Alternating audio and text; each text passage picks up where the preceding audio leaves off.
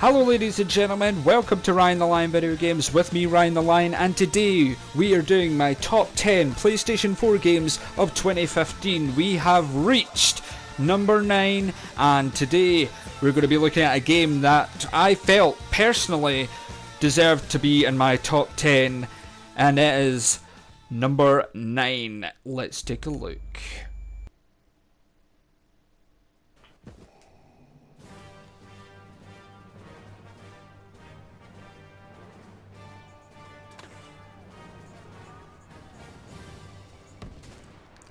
Yes, that's right. Unfortunately, for a lot of people's disappointment, I would believe, Star Wars Battlefront gets in my top 10 games of 2015. Now, let me put it clear to a lot of people and a lot of these cynics and a lot of the critics that might look at this and go, really, Star Wars Battlefront? Have you bought into the propaganda? Have you bought into the whole, cashing in on the Star Wars franchise?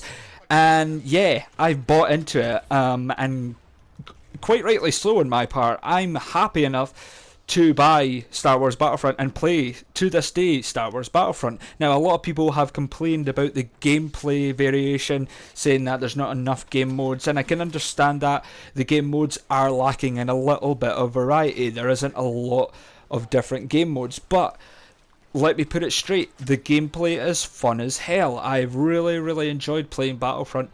Even to this very day, it's been out for a good 3 months now, 3.5 months even, and I still, fully enjoy it. It doesn't matter if I'm playing heroes versus villains, if I'm playing Walker Assault, Fighter Squadron, Blast. It doesn't matter, what kind of any game mode I'm playing. I've really enjoyed playing this game, and I am going to be a little bit biased. I will say it's probably a slight bit biased, obviously, with the hype, the major hype of the Force Awakens, which just came out at the end of December, or towards the end of December. Obviously, I think EA were turning the screw, were, looking for those people's money, was wanting everybody's money. That is basically it, straight down. EA were cashing in on the Star Wars franchise, and if you're a businessman, if you were working for EA, or you were a partner or a game designer for EA, and you wanted the game to be a success, then why wouldn't you, jump on the Star Wars bandwagon? I can understand, a lot of Star Wars fans, mega fans out there that might be a little bit disappointed. But personally, I think they've done a good job with the game. It's good fan service because they have gave, plenty of good characters from the, from the original Star Wars saga.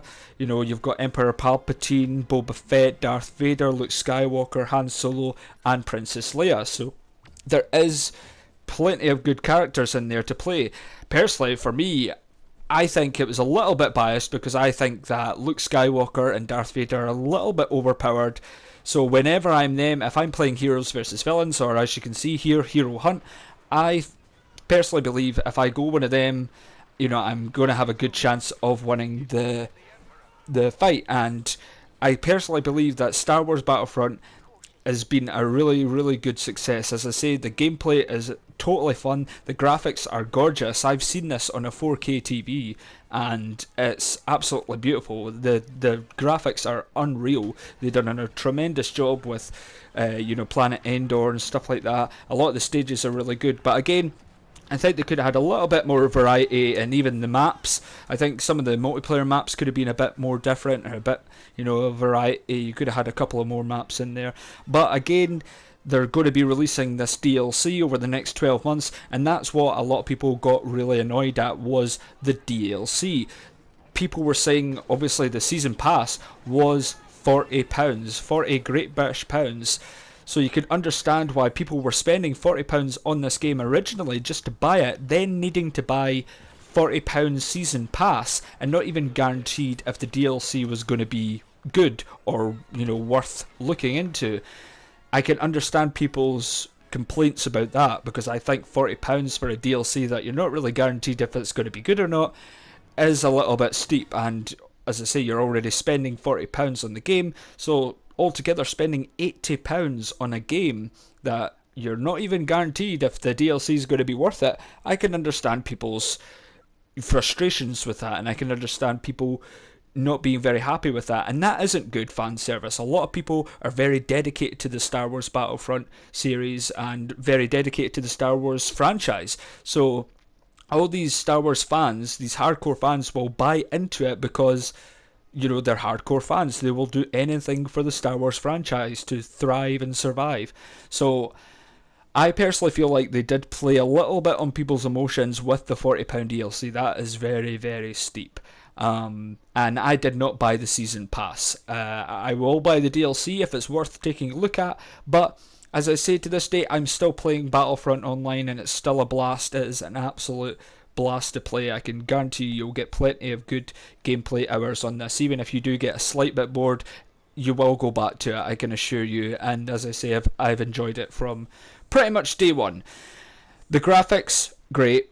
The only downfall is the story. You know, there's no story, there's no single player campaign, so that is my only kind of fault with it.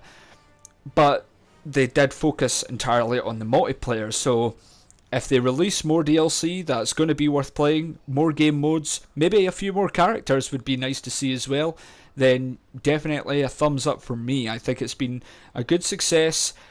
Obviously, I went to see the Star Wars Force Awakens, and that was an absolute blast. It was a great, great film. Really enjoyed that.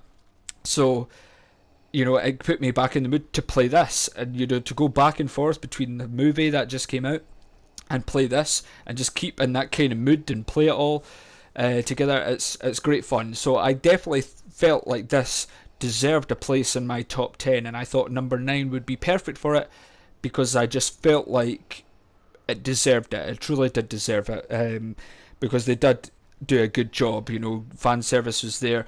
If you are a Star Wars fan, you will absolutely adore this game, and you will play it for hours upon end, I can assure you. So don't worry about that. They do a good job of the franchise. So I hope that people agree with me and agree with some of my points. If you don't agree with me and you've got another point to bring up, or something that you want to let me know, or if I haven't mentioned, then please let me know in the comments below, guys, and I will try and get back to you and respond to you as quick as possible.